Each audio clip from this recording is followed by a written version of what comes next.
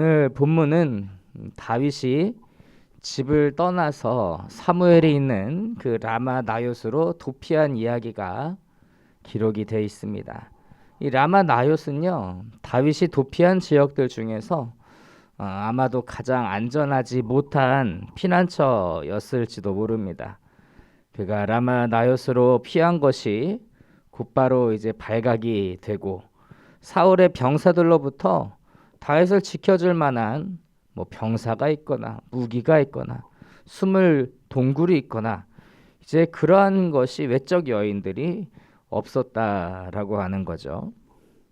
하지만 하나님께서 라마 나요스에 있는 그 다윗을 전적으로 보호하셨기 때문에 라마 나요스는 다윗이 도피한 곳 중에서 가장 신비롭고 또 가장 안전한 곳이 되었습니다. 이처럼 하나님께서 인생을 보호하시면 겉으로 보기에는 안전하지 않아 보여도 실질적으로는 가장 안전함을 누리게 됩니다. 오늘 그 본문을 통해서 그 이야기를 함께 나눠보도록 하겠습니다. 자, 우리 먼저 18절 말씀 같이 한번 보시겠습니다. 자, 18절 말씀 같이 보시겠습니다. 시작. 다윗이 도피하여 자기에게 행한 일을 다 전하였고 다윗과 사무엘이 나요스로 가서 살았더라. 다윗은 첫 번째 도피처로 사무엘이 있는 라마 나요스로 갔습니다. 여기에서 이 라마라고 하는 것은 지역 이름이고 나요이라고 하는 것은 이제 시설명이라고 보시면 될 것 같아요. 뭐 가령 뭐 예를 들어 우리가 목회자들을 양성하는 곳을 신학교라고 하는데 뭐 지역에 따라서 뭐 여기 신학교가 있고 저기 신학교가 있는 것처럼 나요스는 사무엘이 자신의 주변에 그 모여드는 그 제자들을 그 수용하는 그런 센터라고 할까요? 그 선지자 학교를 의미하는 그런 단어다라고 하는 거예요. 그런데 이제 앞서 말씀드렸다시피 라마 나요스는 다윗이 계속적으로 피신하기에는 적합하지 않은 곳이었습니다. 뭐 거의 숨을 만한 곳이 어디 있겠어요. 아니나 다를까 이제 누군가가 다윗이 라마 나요스에 있다는 제보를 넣어서 사울에게 발각이 되었고 사울은 다윗을 사로잡을 전령을 이제 파견을 합니다. 그때부터 이 라마 나요스에 아주 흥미로운 일이 일어나기 시작을 해요. 우리 본문 20절과 21절 같이 한번 읽어보겠습니다. 20절과 21절입니다. 시작. 사울이 다윗을 잡으러 전령들을 보냈더니 그들이 선지자 무리가 예언하는 것과 사무엘이 그들의 수령으로 선 것을 볼 때에 하나님의 영이 사울의 전령들에게 임함에 그들도 예언을 한지라. 어떤 사람이 그것을 사울에게 알림해 사울이 다른 전령들을 보냈더니 그들도 예언을 했으므로 사울이 세 번째 다시 전령들을 보냈더니 그들도 예언을 한지라.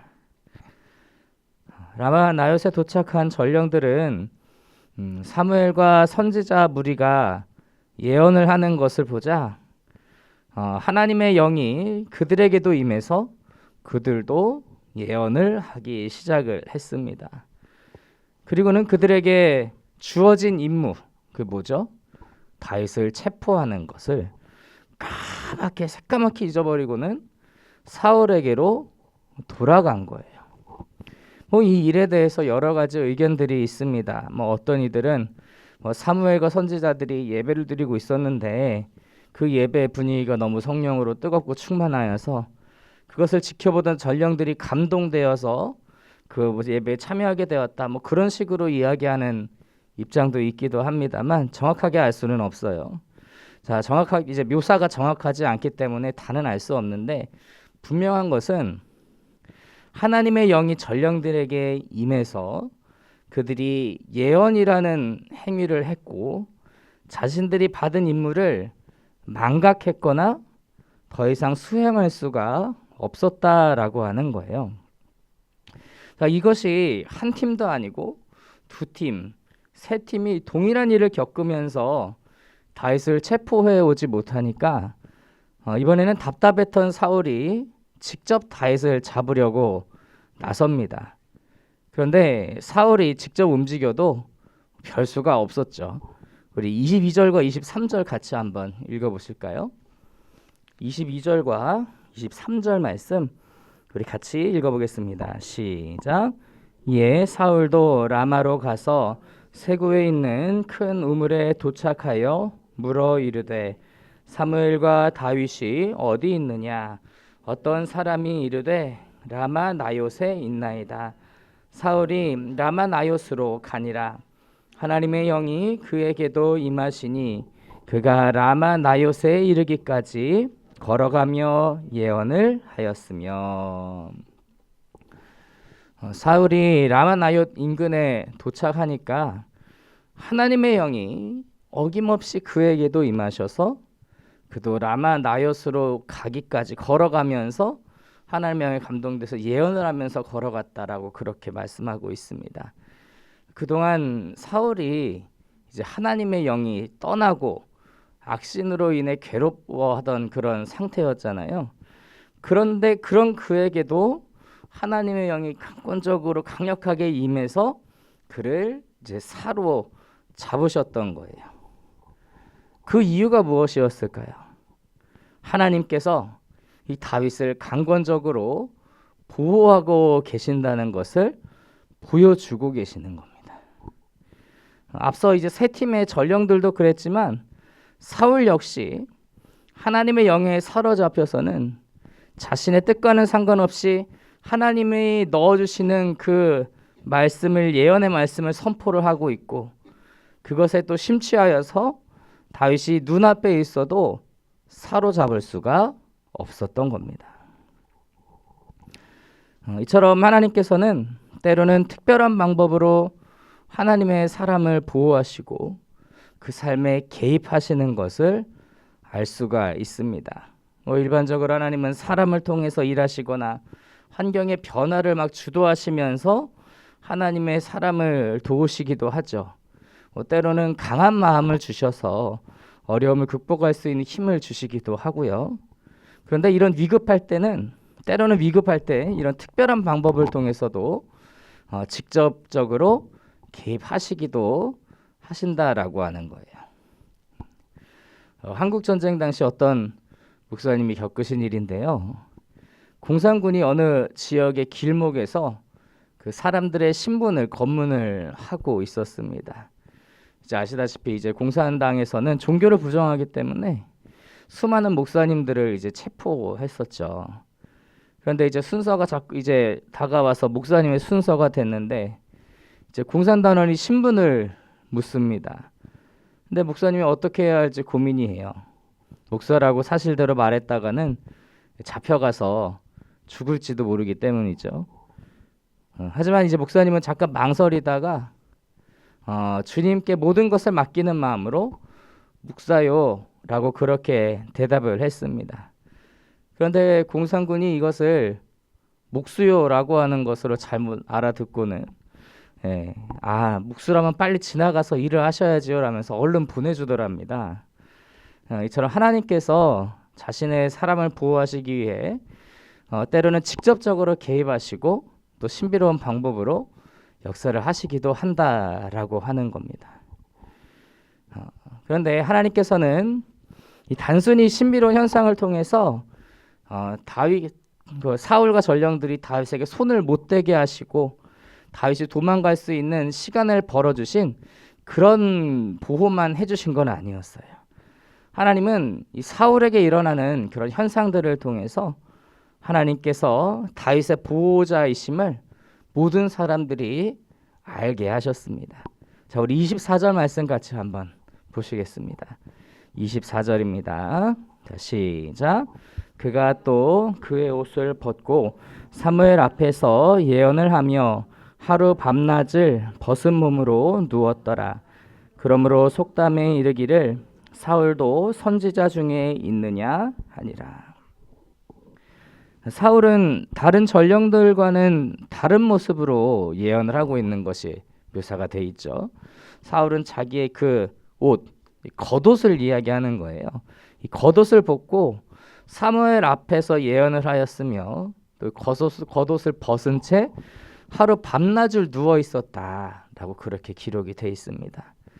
여기에서 사울이 입고 있었던 이 겉옷은요, 왕이 입고 다니는 옷입니다. 왕의 옷이에요. 왕의 신분을 알려주는 옷이라는 거죠. 근데 그런 겉옷을 사울이 이제 벗었다라고 하는 것은 이제 왕의 폐위를 상징을 하는 것이고요. 그런 채로 하루 밤낮을 누워 있으면서 예언을 했다라고 하는 것은 왕으로서의 위엄과 채통을 잃어버리고 사람들의 조롱거리가 된 것. 그래서 왕으로서 사람들의 그런 신망을 잃어버린 그러한 것들을 이제 의미를 하게 되는 겁니다. 그래서 생긴 속담이 사울도 선지자 중에 있느냐라고 하는 속담인데 기억하실지 모르겠지만 동일한 속담이 이전에도 있었어요. 우리 사무엘상 10장 11절 한번 보실까요? 좀 앞으로 넘어가셔서 사무엘상 10장 10절 말씀 같이 한번 찾아보시겠습니다. 자, 사무엘상 10장 11절 말씀 같이 한번 읽어보시겠습니다. 시작. 전에 사울을 알던 모든 사람들이 사울이 선지자들과 함께 예언함을 보고 서로 이르되 기스의 아들에게 무슨 일이 일어났느냐, 사울도 선지자들 중에 있느냐 하고. 이때는 사울이 왕이 되기 전의 상황이었습니다. 그가 선지자들과 함께 예언하는 것을 보고 사람들이 사울도 선지자들 중에 있느냐라고 말하기 시작해요. 이 말은 긍정적인 말이었어요. 사울과 같이 이 영성을 경비한 사람이야말로 마땅히 이스라엘의 이 왕이 될 만한 사람이다 라고 하는 그런 긍정적인 평가가 그 안에 담겨 있는 거예요. 하지만 오늘 본문에서의 속담은 말은 같은데 내용은 다릅니다. 사울과 같은 사람을 선지자라고 할 수 있는가, 왕이라고 할 수 있는가, 그런 비아냥거리는 의미가 그 속에 담겨 있는 거예요. 하나님께서는 사울이 이런 행동을 하게 하시고 이로 인해 사람들에게 그 부정적인 이미지를 갖게 하심으로 그가 이제 왕의 자격이 없음을, 왕으로서 적합하지 않다는 것을 보여주고 계십니다. 이런 점들을 볼 때 사울이나 전령들이 무엇을 그동안 예언하였는지, 계속 예언했다 그러는데 무엇을 예언하였는지도 감정적으로나 좀 짐작할 수 있을 것 같습니다. 아마 그들도 하나님께서 다윗을 왕으로 삼으셨음, 하나님께서 다윗을 친히 보호하실 것, 반면에 사울은 하나님께 버림받았다라고 하는 그런 것들을 예언하였을 거예요. 그리고 결국 하나님께서는 사울의 날이 길지 못하게 하셔서 도망자였던 다윗을 완전하게 구원해 주셨던 겁니다. 이로 인해서 우리가 알 수 있는 것은 하나님은 다윗의 진정한 피난처가 되셨다라고 하는 거예요. 하나님은 때로는 강권적인 방법으로 다윗을 보호하시기도 하시고, 때로는 다윗을 대적하는 사울을 부끄럽게 하시기도 하시고, 때로는 사울의 날을 길지 못하게 하심으로 다윗이 정말 진정으로 피하고 의지할 그러한 피난처가 되셨던 것입니다. 여러분, 우리의 피난처 역시 하나님이심을 믿으시기 바랍니다. 하나님께서는 다양한 방법들을 통해서 우리들을 지키시고 인도하시며 보호하시는 분이십니다. 또 그리고 다양한 그런 여러 가지 방법들 뿐만 아니라 우리에게 근본적인 구원을 이루어 주셔서 우리가 정말로 피해야 할 참 피난처가 되신다라고 하는 겁니다. 그러니 어떤 상황에서도 우리 참 피난처 되시는 하나님을 의지하며 그 하나님께로 나아가는 우리들이 될 수 있기를 간절히 소망합니다. 때로는 우리 생각에 이게 잘 피해지지 않는 것 같고 시간이 오래 걸리는 것 같고 하나님께로 나아가도 별 대책이 없는 것 같다 할지라도 하나님만이 우리의 모든 상황을 다 꿰뚫고 계시고 근본적으로 바꾸시고 해결하실 수 있는 능력이 있으신 분이십니다. 그러니 그 하나님을 의지하면 다윗과 같이 하나님께서 모든 방법으로 그를 구원하시고 결국에는 그의 상황을 완전히 뒤집으셨던 것처럼 그 하나님의 보호하심과 구원하심을 우리도 경험하게 될 줄로 믿습니다.